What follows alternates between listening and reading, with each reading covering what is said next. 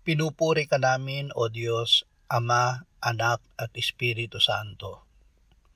Salamat, Ama, na ibinigay mo sa amin si Jesus na iyong anak, na namatay para sa aming kasalanan, iyong muling binuhay, iniakyat at iniluklok sa iyong kanan sa langit.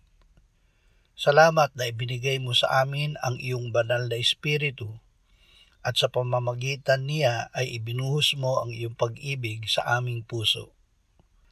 Ama, isinusuko namin sa iyo ang aming buong pagkatao. Tanggapin mo kami upang maging tanging iyong iyo, at ikaw ang tanging maging lahat-lahat sa amin. Panginoong Hesus, iingatan namin sa aming puso at aming gagawin ang iyong mga utos.